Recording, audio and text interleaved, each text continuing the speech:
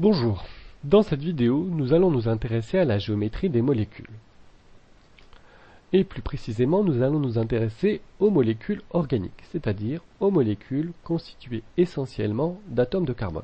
Alors nous n'allons pas nous intéresser à la géométrie globale de la molécule, surtout dans le cas de molécules assez compliquées, mais nous allons nous intéresser uniquement à la géométrie locale, c'est-à-dire au niveau d'un atome central.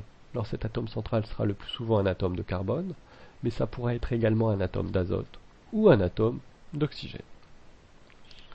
Alors le problème posé est le suivant. Dans une précédente vidéo, nous avions parlé du modèle de Lewis, et ce modèle de Lewis nous avait permis de comprendre comment les atomes s'organisaient pour former des molécules.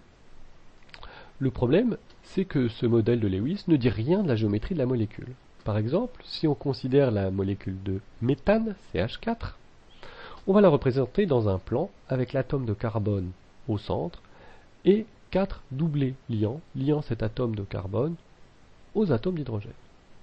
Le problème est que la molécule de méthane n'est pas plane.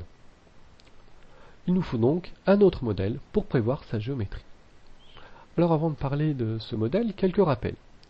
Tout d'abord, un rappel sur les doublés liants. Donc je rappelle qu'un doublé liant, c'est en fait une liaison entre deux atomes au sein d'une molécule. Et ce doublé liant le représente un trait entre les deux atomes. Mais ce doublé liant, c'est en fait deux électrons. Chaque atome de la liaison en apportant un. Et ces deux électrons occupent un certain volume dans l'espace. Ce volume que j'ai représenté par cette sorte d'ellipse. De même pour les doublés non liants. Donc les doublés non liants, ce sont les électrons, deux électrons qui ne sont pas partagés par un atome et qu'on représente par un trait autour de l'atome. Ces deux électrons non liants occupent également un certain volume dans l'espace. Alors, je rappelle également que l'atome central s'entoure de 4 doublés. Ces 4 doublés pouvant être liants ou non liants. C'est la règle de l'octet.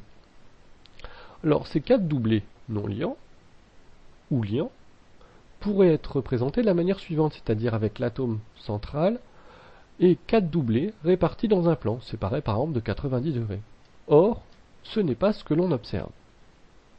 Alors, il nous faut donc une théorie. Et cette théorie, c'est un Canadien, Gillespie, qui l'a développée au milieu du XXe siècle, et qui s'appelle VSEPR. Donc c'est de l'anglais, valence shell, électron pair répulsion. Cela signifie répartition des paires électroniques de valence autour d'un atome central. Cette théorie s'appuie sur deux éléments. Premier élément, les doublés électroniques de la couche de valence, c'est-à-dire les doublés, liants et non liants, se repoussent entre eux. Et ils se repoussent de telle sorte que ces doublés soient les plus éloignés possibles. Et donc la géométrie de l'ensemble sera celle pour laquelle ces répulsions sont minimales, c'est-à-dire telles que ces doublés soient les plus éloignés les uns des autres. Et on va voir qu'avec simplement ces deux éléments, on va pouvoir prévoir la géométrie de pratiquement toutes les molécules. Alors on va d'abord commencer par des liaisons simples, c'est-à-dire avec un atome central lié à d'autres atomes avec uniquement des liaisons simples. Et dans ce cas, l'atome central est au centre d'un tétraèdre et les doublés sont dirigés vers les sommets du tétraèdre. Alors, petit rappel sur ce qu'est un tétraèdre, c'est un polyèdre, c'est-à-dire un volume, avec 4 faces. Tétra, ça veut dire 4.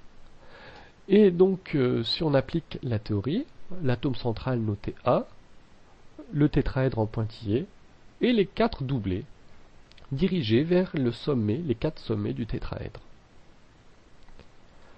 Alors on va voir qu'il existe en fait 3 cas possibles.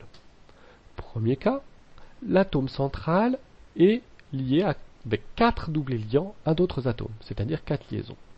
Alors le cas le plus simple, que l'on a rencontré déjà dans cette vidéo, c'est la molécule de méthane, CH4. Je rappelle le modèle de Lewis. Donc si on applique la théorie VSEPR, donc avec un atome central et 4 doublés dirigés vers les 4 sommets du tétraèdre, donc si je reprends mon tétraèdre, et je vais insérer dedans un modèle moléculaire qui permet de représenter la molécule dans l'espace. Donc dans ce modèle moléculaire, donc je rappelle qu'un modèle moléculaire, Les atomes sont représentés par des sphères, et ces sphères sont reliées par des bâtons. Donc la couleur des sphères est liée à la nature de l'atome. Les sphères noires représentent l'atome de carbone, les sphères blanches représentent les atomes d'hydrogène. Et si je représente chaque atome avec son symbole, on voit donc que la molécule de méthane n'est pas plane comme on pouvait le croire dans la représentation de Lewis, mais elle est de forme tétraédrique.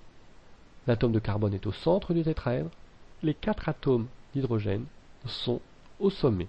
Et cela est une conséquence de la théorie VSEPR. Donc en conclusion, pour ce cas 1, si on a un atome central lié à 4 doublés liants, la géométrie est tétraédrique autour de l'atome central. Et c'est le cas, par exemple, de la molécule de méthane. Mais ce sera le cas localement pour tous les atomes de carbone liés à d'autres atomes avec des liaisons simples. Cas numéro 2, un atome central lié avec 3 doublés liants, donc 3 liaisons, et un doublé non liant. Donc je fais remarquer que 3 plus 1 égale 4, donc l'atome sera bien entouré de 4 doublés. Alors la molécule la plus simple que l'on peut considérer dans ce cas-là, c'est la molécule d'ammoniac. Donc dans ce cas-là, l'atome central sera un atome d'azote, donc avec 3 doublés liants, représentés en noir, et un doublé non liant, représenté en vert.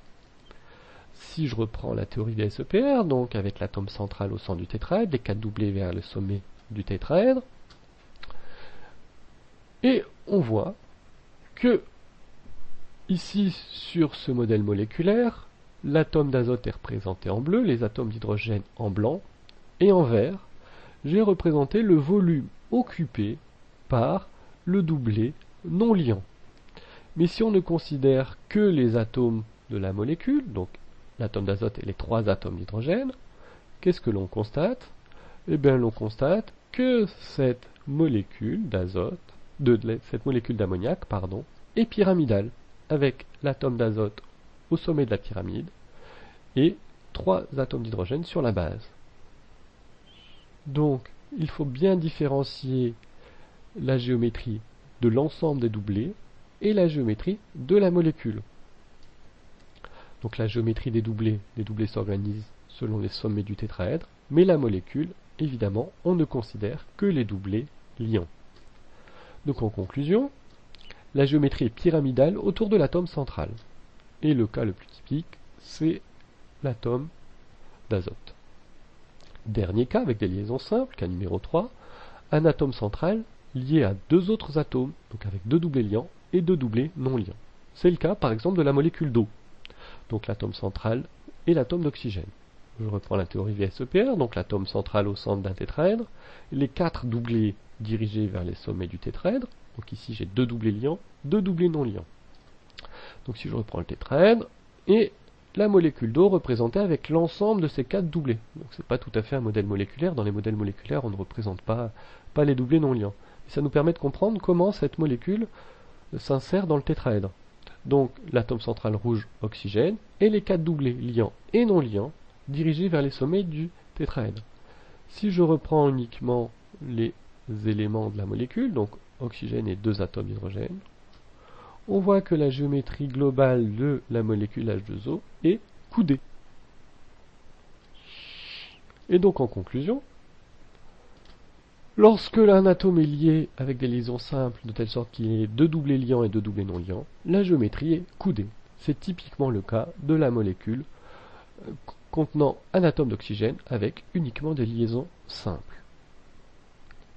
Abordons maintenant le cas des liaisons doubles. En fait, on va aborder uniquement le cas où l'atome est lié avec une seule liaison double. Et dans ce cas, l'atome central et les doublés sont dans un plan. Alors là maintenant, il faut faire un peu attention parce qu'on a une liaison double. Donc sur ce schéma, j'ai représenté donc des doublés, avec donc 2 petits points, et j'ai représenté également une liaison double. Donc comme une liaison, c'est la mise en commun de 2 électrons, une liaison double sera une mise en commun de 4 électrons, chaque atome en apportant 2.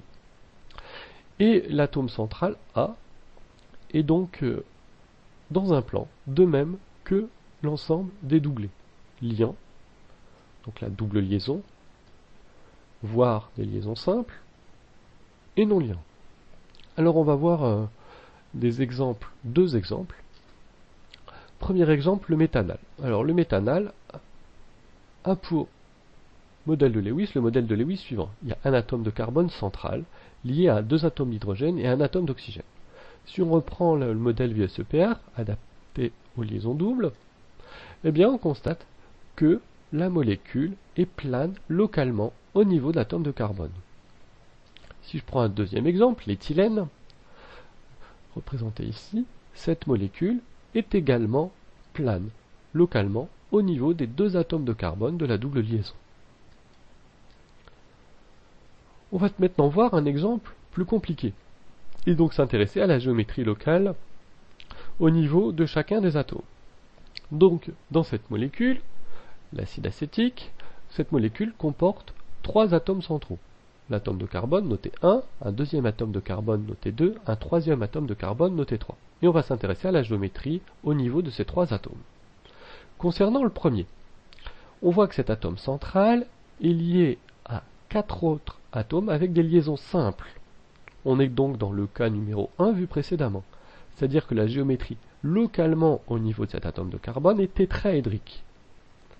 Si maintenant je considère l'atome numéro 2, cet atome numéro 2 est lié à d'autres atomes avec une seule liaison double.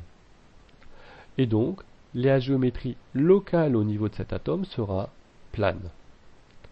Dernier cas, pour l'atome numéro 3, on voit que cet atome numéro 3, qui est donc un atome d'oxygène, est lié avec des liaisons simples, avec donc 2 atomes.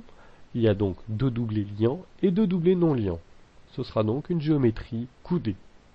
Vérifions avec le modèle moléculaire. Et c'est effectivement ce que l'on observe. Tétraédrique au niveau de l'atome 1, plan au niveau de l'atome 2, coudé au niveau de l'atome 3. Donc pour voir la géométrie locale au niveau de chaque atome, il suffit simplement de considérer chacune des 4 situations que l'on a vues précédemment, et qui est résumée dans le tableau suivant, qui sera donc à connaître. Voilà, c'est tout pour cette vidéo.